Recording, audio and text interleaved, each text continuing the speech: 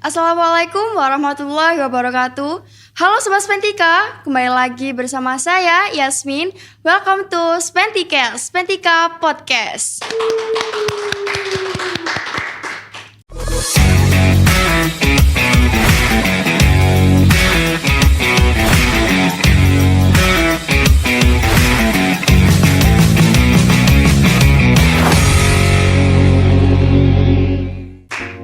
Gimana nih kabarnya Sobat Spentika? Semoga kalian semua sehat selalu ya.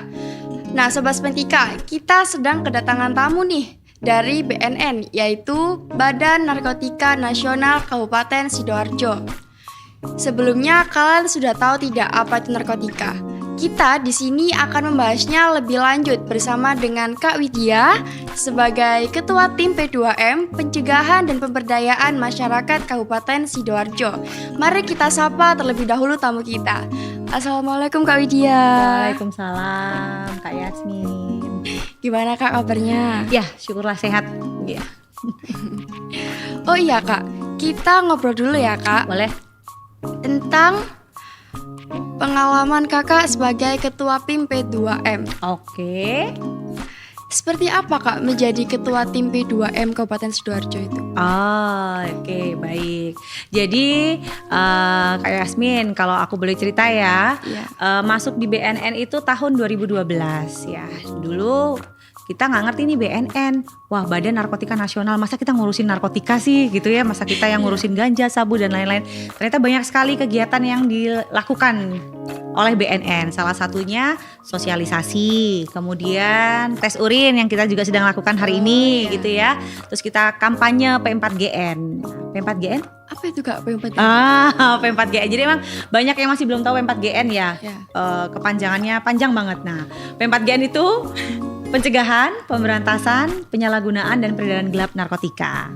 Gitu. Jadi banyak sekali kegiatan-kegiatan kita. Ada rehabilitasi juga di BNN. Jadi kita selain sosialisasi, ada tes urin, kemudian kalau yang sudah kena mau rehabilitasi bisa juga nggak? Bisa juga di kami gitu. Terus kemudian ada juga dari tim pemberantasan untuk ungkap kasus, untuk nangkep nih teman-teman yang menyalahgunakan. Jadi sebetulnya yang dilakukan di BNN itu banyak sekali. Banyak sekali ya kak. Iya bener. Pastinya juga kakak mempunyai pengalaman. Ya, boleh nggak sih kak diceritakan pengalaman yang dialami selama menjadi ketua tim? Oh gitu ya pengalamannya. Banyak banget kalau pengalaman. Kalau pengalaman itu dari masuk di BNN, dulu kita sempat ada yang namanya pendampingan dengan para pecandu. Jadi teman-teman yang sudah menyalahgunakan kemudian minta direhabilitasi, terus setelah direhabilitasi mereka bisa pulih kembali, terus kemudian kita cerita-cerita sharing kalau susah sekali ya mereka kalau sudah kena narkoba itu dilabel oleh masyarakat, oh kamu mantan pecandu ya, seperti kayak gitu. Jadi saat mereka kembali ke masyarakat mau cari kerja aja susahnya minta ampun. Jadi itu kita banyak banget cerita. Terus kalau kita sosialisasi pengalamannya kita banyak turun sampai ke desa-desa yang benar-benar, kita kan 18 kecamatan ya di Sidoarjo ya. Kalau kita di Sidoarjo kota aja mungkin ya kita udah agak kekinian masyarakatnya. Tapi kalau yang agak di pelosok-pelosok yang jarang didatengin BNN itu kita diterima itu sampai welcome banget Kak Yasmin, sama ibu-ibunya, sama guru, sama siswa. Bener, diterima dengan baik. Kayak kan kita bawa juga yang namanya replika. Jadi kita, karena kita BNN kan tidak boleh ya menyimpan, memiliki, menguasai, membawa barang atau barang bukti atau narkotika yang asli itu nggak boleh. Jadi cuma akhirnya kita bawa replika. Jadi adik-adik, ibu-ibu masyarakat, guru-guru yang belum tahu itu kita tunjukin nih bentuknya seperti ini, bentuk narkotika seperti ini, ganja seperti ini, sabu, magic mushroom. Kemudian tertarik banget mereka, seneng gitu. Jadi ada feedback dari mereka, terus kita bisa diterima dengan baik, bahkan ke daerah-daerah yang paling ujungnya Sidoarjo itu pengalamannya sangat menyenangkan, nggak terlupakan gitu. Ya terkenang ya kak. Benar-benar dikenang banget. Ya. Iya, tadi kan ada merehabilitas. Oke. Nah itu merehabilitasnya nggak sembuh korban mengidap narkoba itu kak? Rehabilitasi itu aku ceritain ya, ada dua, ada yang rawat inap dan ada yang rawat jalan. Jadi kita sebelum direhabilitasi mau datang ke kantor BNN terus mau direhabilitasi, kita asesmen dulu nih ceritanya. Kita tanya-tanya dulu pemakaiannya dia termasuk pemakaian yang rutin nggak, terus sudah ketergantungan yang berat banget nggak gitu. Kalau ternyata dia cuman ringan saja, berarti dia rawatnya bisa rawat jalan, tidak perlu rawat inap. Tapi kalau ternyata ketergantungannya sudah parah banget, ya harus rawat inap. Nah seperti itu. Tapi nggak berhenti di situ aja Kak Yasmin. Nah ceritanya kalau sudah direhab, dia akhirnya bisa pulih. Jadi teman-teman yang pecandu, penyalahguna untuk dirinya sendiri ini tidak bisa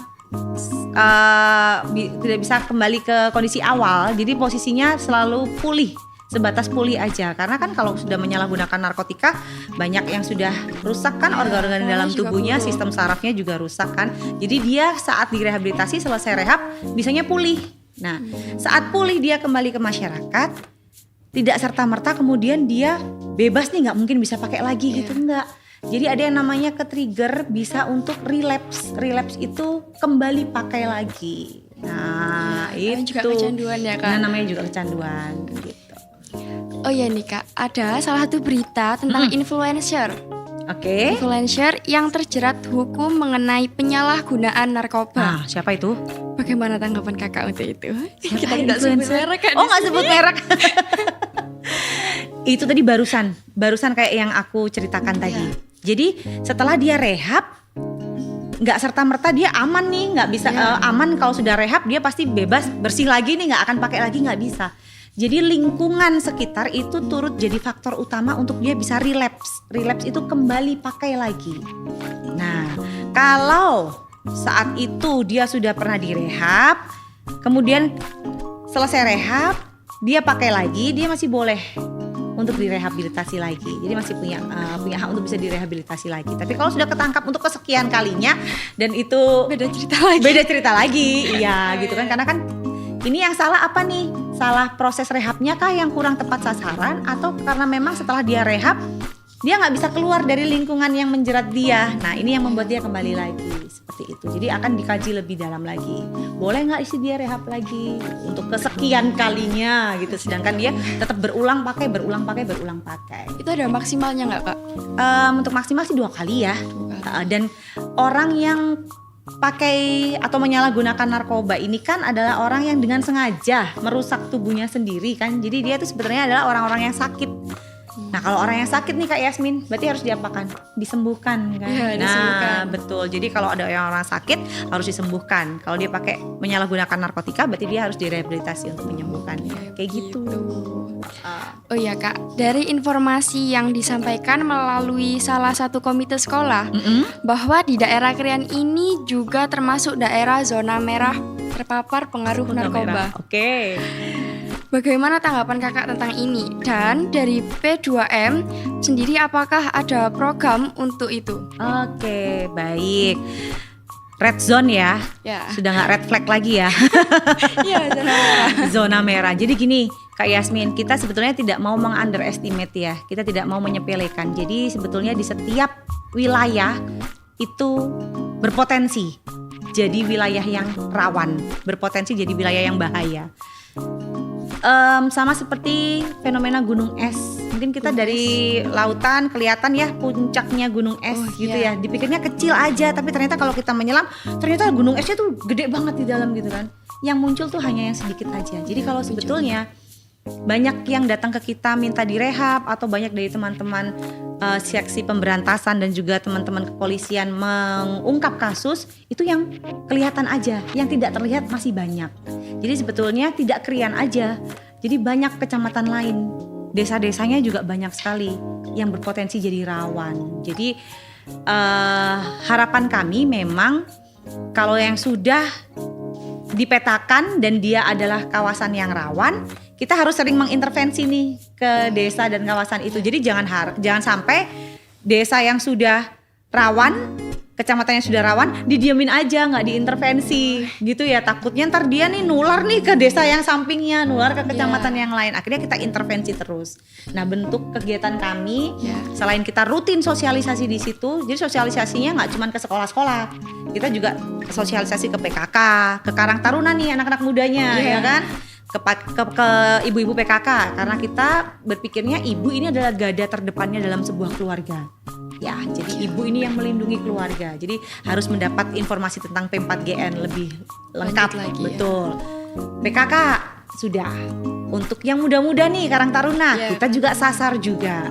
Kemudian Bapak RT, Bapak RW, tokoh masyarakat, tokoh agama, ini juga kita sasar juga.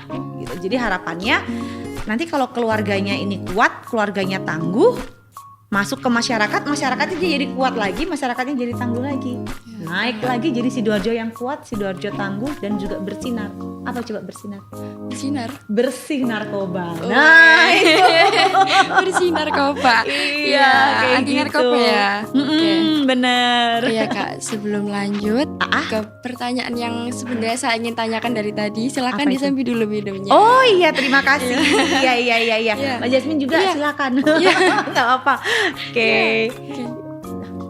Lanjut Kak. Lanjut Oke, aja. Ini pertanyaannya Gimana? saya ingin tanyakan Oke. dari tadi. Oh dari tadi ya. Apakah video porno itu termasuk dalam penggunaan narkoba? Oke, kita video porno, gadget, Iya. game, Media kayak sosial gitu ya. juga, iya. Oke, sekarang kita coba dulu deh narkoba. Narkoba itu aku kasih sedikit penjelasan ya. Narkoba itu adalah sebuah singkatan. Iya. Ada kepanjangannya. Narko dan ba. Iya. Narnya narkotika, konya psikotropika, banya bahan adiktif. Ih keren banget nih, kayaknya bisa jadi duta anti narkoba ini ceritanya nih. Bagus. Ya, terima Nah, kasih Kak.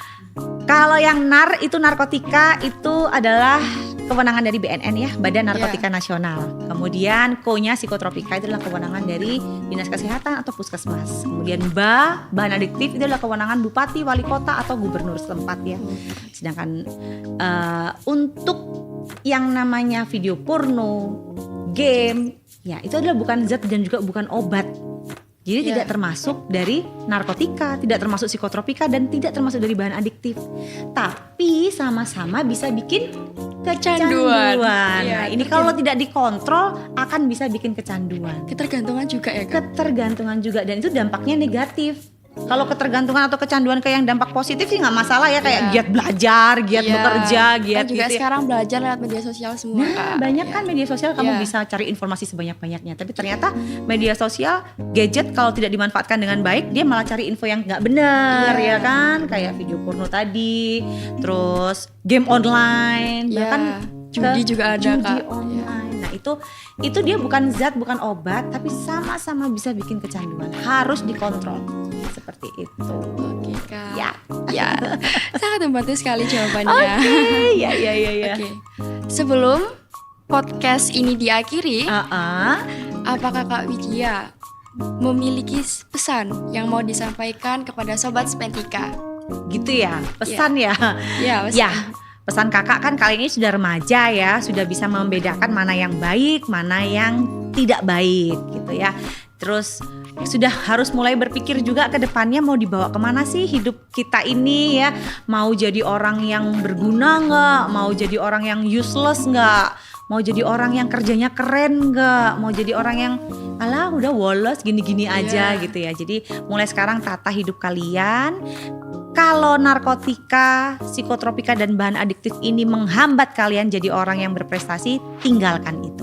Ya, mulailah hidup sehat, jangan pakai narkoba, kejar prestasi kalian. Dan kita ketemu nanti saat kalian jadi orang-orang sukses. Amin.